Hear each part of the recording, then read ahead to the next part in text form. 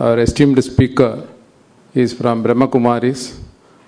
I'll just briefly give the profile. She's Moureen Chen from Australia. She has been studying and teaching Raja Yoga meditation with Brahma Kumaris over 30 years.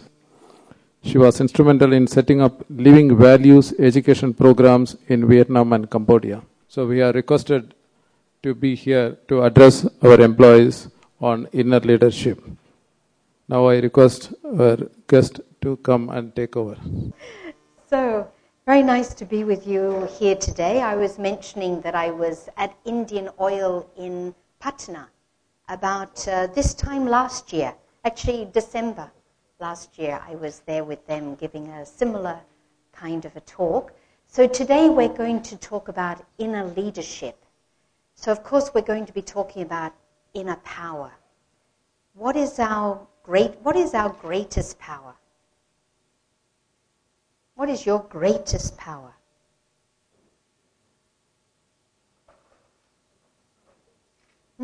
Confidence.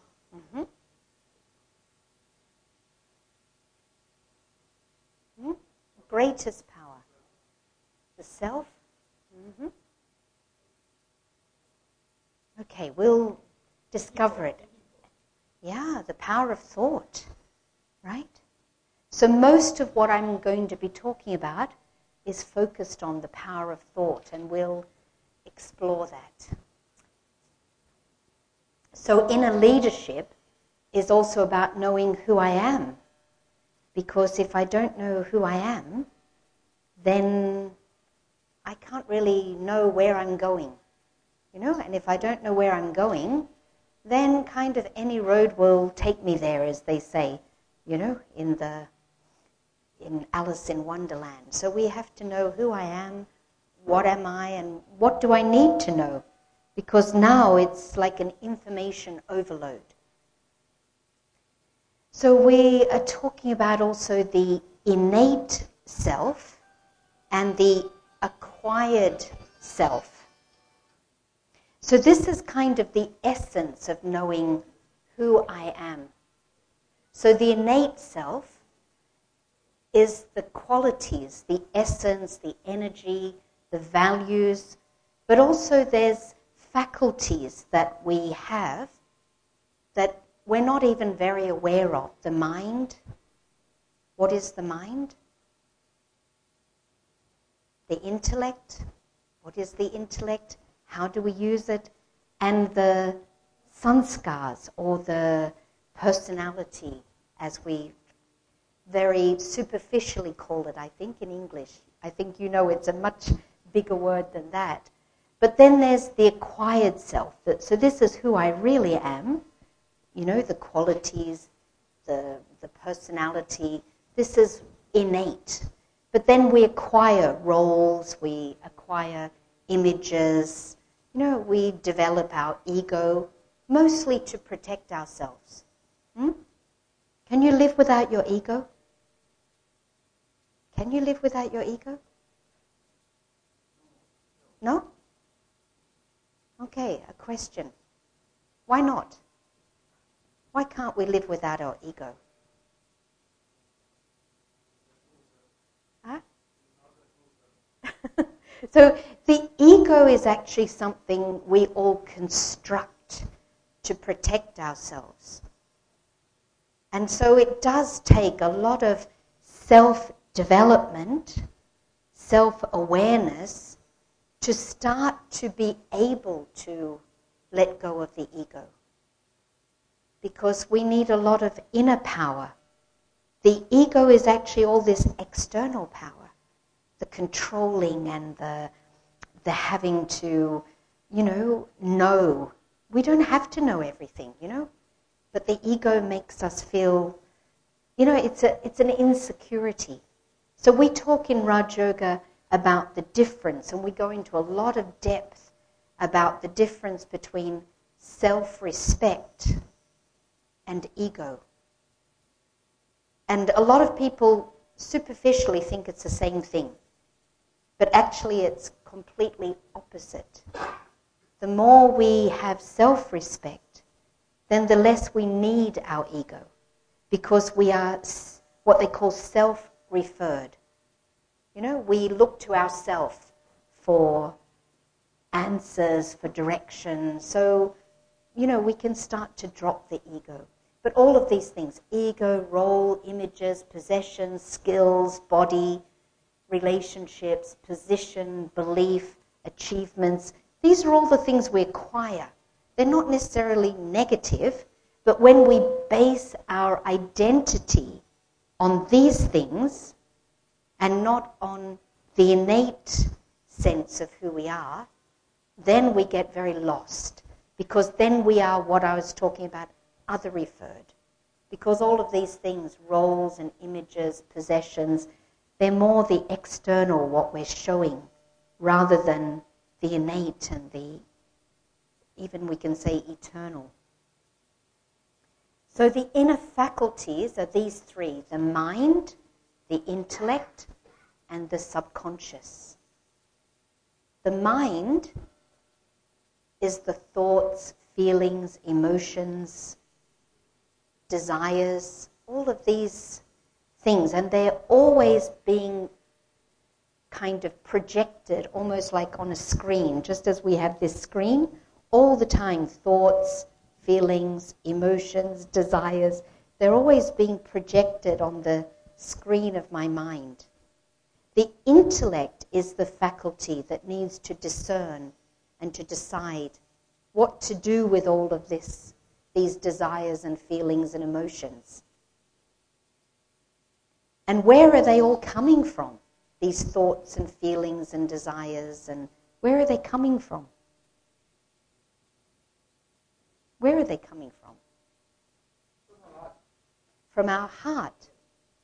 Okay. Any other thoughts on this? Where is it all coming from? Yeah, from the subconscious. From the subconscious, which is our memories, our experiences. It's our impressions. But from the subconscious, and pretty much you can see a lot from the past, these emotions, feelings, desires are coming up. So the work that we need to do when we're talking about this inner leadership is really to clear the mind and try to manage these thoughts, because, you know, there's too many, right? There are too many thoughts and feelings and emotions and desires coming up. And I would even say, and this you can think about, that in our innate self, in our true state of being, we have the mastery over the mind, the intellect, and the subconscious, and we only use our mind when we need to. Otherwise, it's just in a state of being. Can you imagine the mind being so free and that you just use it when you need to think about something? Can you imagine? You can't, I think. Because the way that it's working at the moment, they say something like 30,000, is it? 30,000 thoughts a minute? Something crazy like this. We've got these, you know, so when we're talking about thoughts being the greatest power we have, it doesn't mean that the more thoughts we have, the more powerful we are. Does it? In fact, the more thoughts we have, the more crazy we are, you know, and the less power we have, because we can't control so many. So this is what we're going to be going into. So we can see also with these, you know, you can see these two circles. So from inside are the virtues, the innate qualities: peace, love, strength, happiness, equilibrium. And the acquired qualities, the experiences, abilities, memories, they're all expressed through our roles and responsibilities and relationships. And, you know, we live in this world. There's two parts to ourself, the soul and the body. So it's not that we don't need all of these expressions and interactions, but we can't afford to forget the innate. And it's just like, the body, it needs whatever it's made up of. What's it made up of? Oil, right?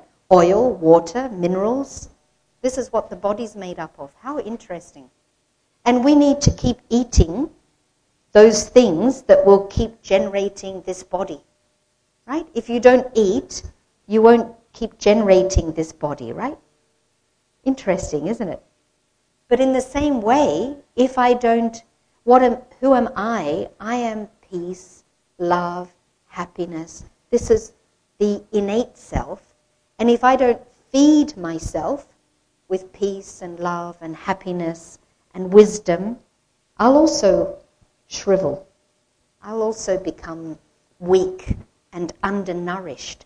The innate self, will become weak and undernourished. Is it right? If you don't feed yourself peace, love, and happiness, what happens to you? You get very dry and empty, and I lose my strength. So we have to always be paying attention to both. And inner leadership requires self-motivation and self-will. And you can see this cycle of how, when we have, for example, knowledge is, you can start anywhere here actually. Because if you have knowledge but you don't have confidence, so you can start at any point on this cycle, but you can see how it leads to the others. Like knowledge leads to power, leads to confidence. That will lead to initiative and change, mastery and satisfaction. But you could equally start with confidence. If you have confidence, then you'll initiate, then there'll be change, there'll be mastery, satisfaction, more knowledge, and become powerful. But you can see that it's a very positive cycle, the cycle of self-motivation. And any event, this is the event-reaction cycle. An event happens, we have a reaction, we behave in a certain way, and we create another event. Right? When I was working in Australia, I used to be counselling people with disabilities in employment and helping to find and create employment for people with challenges.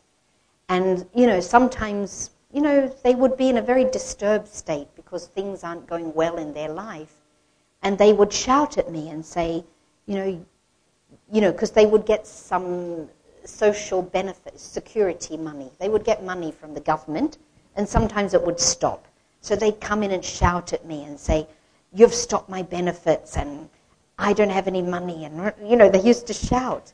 And before Raj Yoga, I used to feel emotional about this. I used to say, what are you blaming me for? It's not my fault. I didn't do it.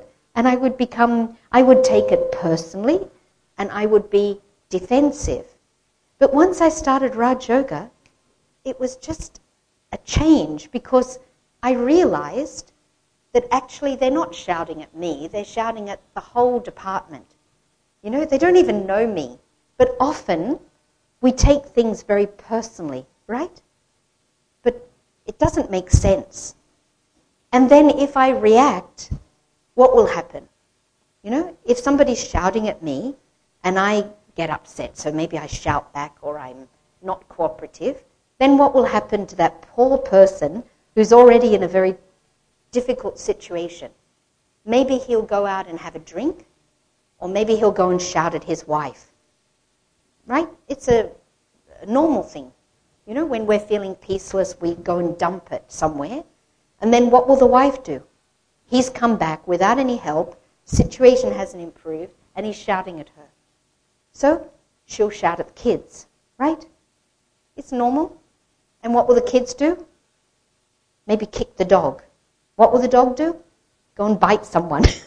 But you can see how these events are circling. How negativity really circles like this. But instead, when I didn't take it personally, because I could see so clearly that it doesn't make sense to take it personally. It's not that I controlled myself, But I thought, they've got a problem, they need help. So I would just say, okay, what can I do to help? And because they don't expect that, they usually keep shouting. They don't expect people's help. So I say, okay, what can I do to help? They still keep shouting. Okay, what can I do to help? It would take 3 or 4 times, and then they'd think, oh, and they'd kind of come down to talk to me. Isn't this a normal way? When you are calm, people still keep shouting because they don't expect that. And then, once you can bring them down, then things become normal. But often, we're just in this event-reaction cycle where one thing is leading to another thing, and the whole world actually is so caught up in this reaction. So we say that we need to be actors and not reactors, right? Actors means I stop, I think, and I decide what I'm going to do. That's power, not reacting. That's self-leadership, inner leadership. If you are reacting to situations, where's the leadership in that? Is there any leadership in that? Any inner leadership in that? That's not the sign of a leader. So how do we manage this? It starts, with our consciousness, our attitude, perception, behavior, memory, thought. So, whether it starts in the subconscious, which is much harder. So actually the starting point, as I said, the main power is our thoughts. Because we create our thoughts. If anything happens, I can decide how I'm going to respond to that. Like not that long ago, I had a situation where I felt in that situation that I was being pushed out. If you feel pushed out, you feel, oh, I'm being pushed out and poor me, and you feel like that. And then I changed my mind. No, I'm being pushed up. And when I change my thought, I'm being pushed up. Something great happened. A real opportunity came in my life. Because if we go up, we're like there and open on quite a high level. You're there and you're open. And it started a very good new beginning in a way. Whereas if I felt pushed out and I'm feeling like that, usually I attract more of that and I get more pushed out. So it's our creation, how we experience things, how we take things. It's all in our thoughts. So our thoughts create our consciousness, our attitude, the way we see things, our behavior, and then that will create memories. So then it goes into a positive cycle rather than that reaction event cycle. It goes into a positive cycle. So of course we have to think what to change, which requires some understanding, knowledge. We have to desire, we have to want to change, and we have to know how to change. So all of these things need to be brought together if we're going to change this cycle. And we have actually 4 types of thoughts. Most people are only aware, even psychologists, when I ask them, how many kinds of thoughts do we have? They say 2, positive and negative. But, okay, necessary, ordinary thoughts, we can understand. But most people are not conscious of waste thought. So this is a chart showing the difference, right? Positive is joy, love, hope, mercy, honesty. But negative is anger, stress, egoism, laziness, revenge.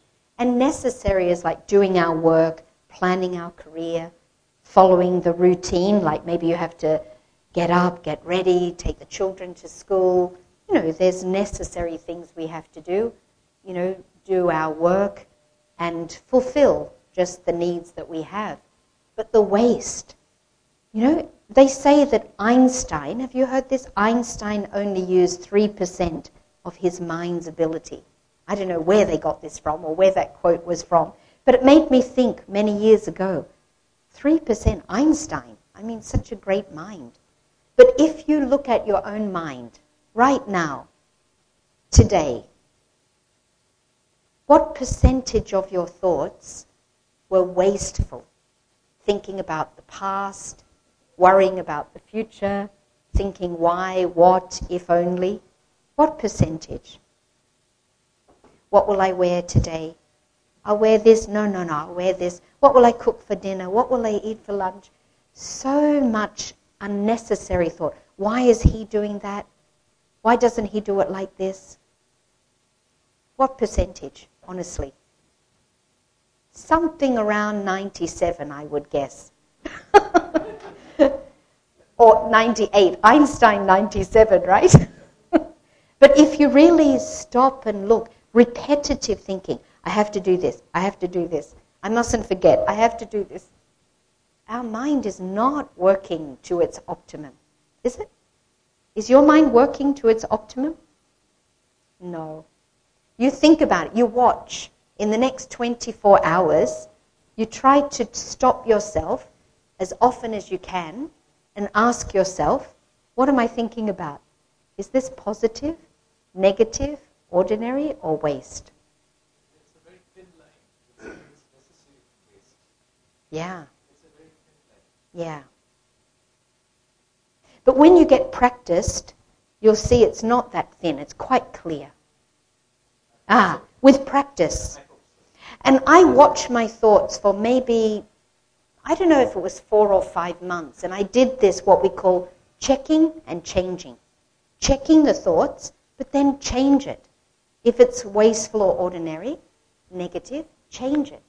And I did this for 4 or 5 months quite, attentively. And I found that after about 5 months, when I started checking my thoughts, I thought, they're okay. They're okay. And most of the time, they were okay. They weren't so wasteful or negative. So it is a matter of training. It is a matter of awareness and attention and training. And one big one is when you don't get along with someone, like maybe your boss or maybe someone. Is there anyone you don't get along with? And that person almost lives inside your head. You think about them all the time. When you're not having to think about something, you're thinking about that. I had a boss like this. He was really, in the town, they had a meeting. This is working for the government. They had a meeting how to get him out of that post. This is how difficult that character was. And he was like living inside my head. I'd wake up and be thinking about him. I'd be eating and thinking about him. You've had these people living in your head? Huh? You have? Yeah, I'm sure you have. Oh, you feel crazy. It's like you can't get rid of them, almost like an evil spirit. And, when you do this work of checking and changing these thoughts, it was like I had to make a lot of effort. But then one morning I woke up and he wasn't there. And I thought, is he going to come back? No, he's not. He's gone, And it was just, days of making this effort. But the great thing was, since then, I don't think anyone has lived inside my head. Once you do this training, it's like a training, you're exercising a power. And then you've got it. So since then, I would say, no one has lived in my head. Maybe they come in for a while, but I can get them out. Yeah? Can you relate to this? So it really does take this inner training, checking and changing. So you can start from this minute, this kind of checking and changing. When you're brushing your teeth, what am I thinking about? When you're driving the car, when you're walking down the street, just keep doing this checking and changing, and you'll improve the quality of your thoughts. So an effective leader is one who never reacts. Anyone's achieved that? never reacts. What's the meaning of peace? What is peace? Peace is to have a clear mind. What does it mean to have a clear mind? No reaction. Anything that happens, I don't go into reaction. My mind is clear. I stop, I think, and I act. It's so powerful. When I was in Korea, I asked a group of business people. I said, there was 24 in a group like this, and I said, do you all want to be peaceful? They said, yes, of course. And I said, but you all want to make a lot of money, right? And they said, yes, of course. And I said, do you believe you can be peaceful and still make a lot of money? What do you think? Can you be peaceful and still make a lot of money? How many feel you can be peaceful and still make money? A lot of money. Maybe 10%, 20%? Again, how many? Okay. Because in that group of 24, none of them believed you could be peaceful and still get rich. So I said, then what are you going to do? You want to be peaceful and you want to get rich. So what did they say? What would you do? They said, first we'll get rich, right? And then we can be peaceful. Does it work? Does it work? Does it work? I said, good luck. I hope you don't have a heart attack. You know?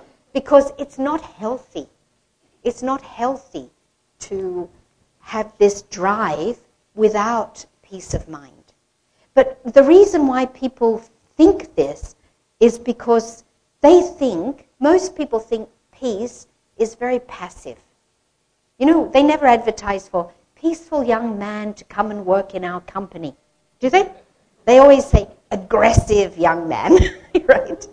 Because they think aggression is what's needed. But if you think about it, with this definition, peace is to have a clear mind, not to react.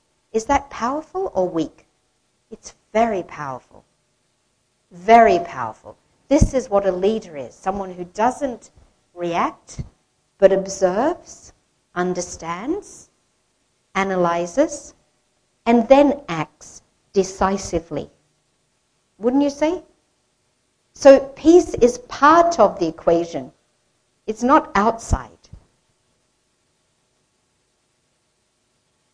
And the characteristics of a leader, they exemplify. They are an example of what needs to be done. They innovate and develop. So they're creative. They empower others. They value trust. And it's someone who does the right thing, no matter what. This is the hardest thing. Because really, to be a leader, you need to gain people's trust in you. And if you keep changing the signpost, you know, like you see, you know, people will just, you don't have trust in people who keep changing, right? Maybe change, I don't like to use the word politics, but it's the example that's coming to my mind. They'll just change wherever the power is.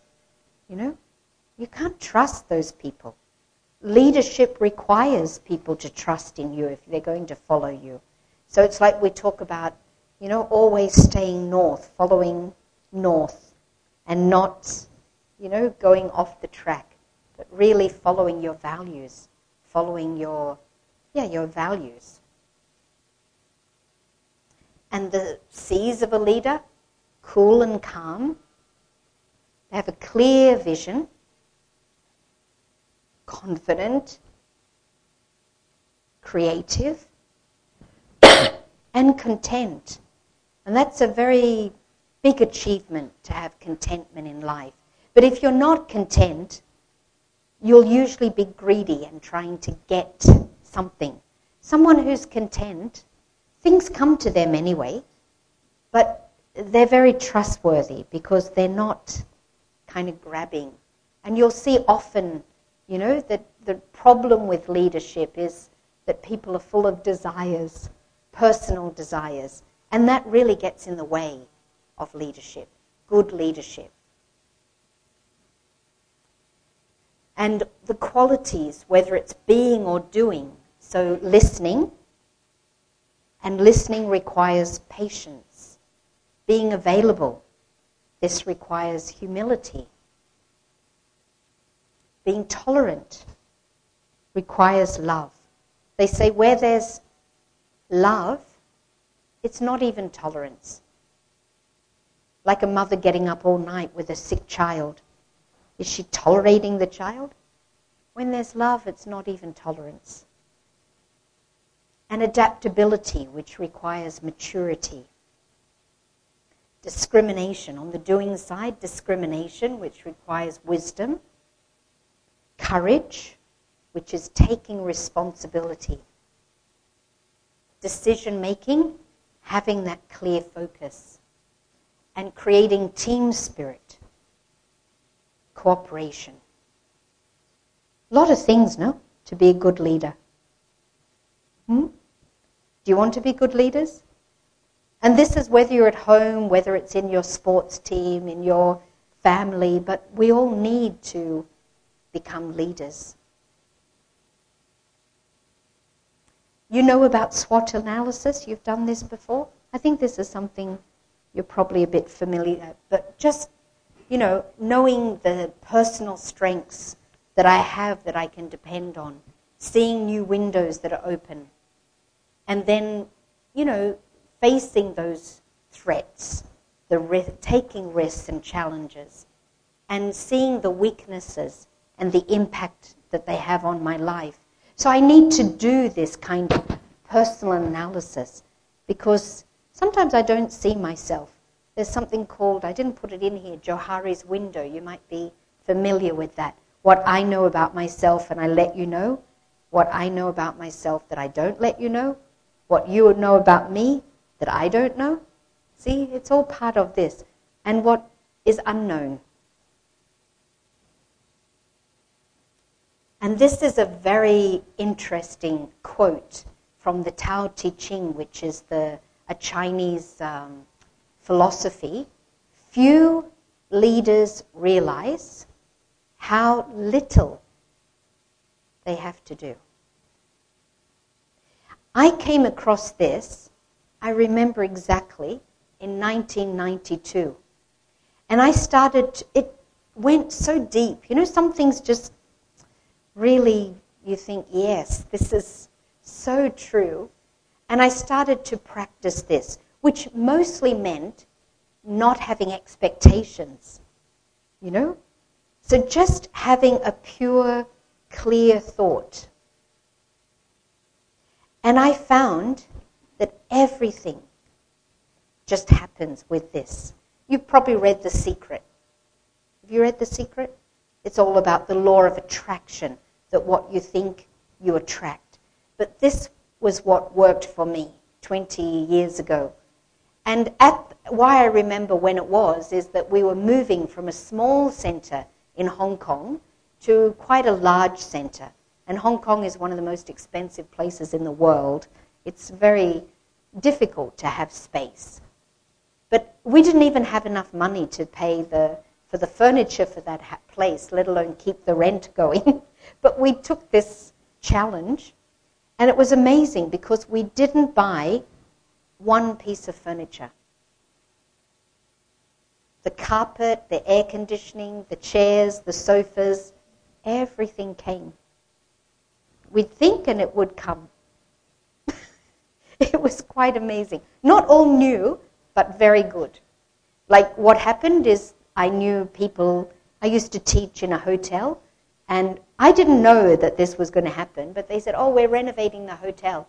And they sent me a catalog of all their furniture, and they said, anything you want, you just let me know. So I got 25 chairs, 8 table lamps, 16 coffee tables, and marble. Not ordinary coffee tables. It was a 5-star hotel. But like that. And other people just, in fact, we got such a beautiful center. When Mother Teresa came, someone said, should I bring her to the center? And I said, oh, I don't know, she probably won't like it. It's not very simple. It was too good, like embarrassingly too good.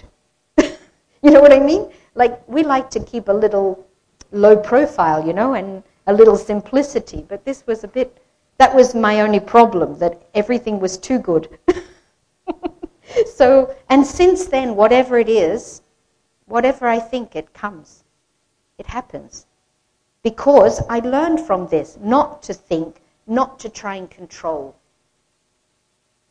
And I can go into this taking a whole hour, but no time today. But it's just think about it. Just see what happens when you start thinking about this. The little saying, So the ripple spread from the point where the pebble hits the water. So you can say that it all starts with your thought and the quality of your thought. This is how everything starts moving.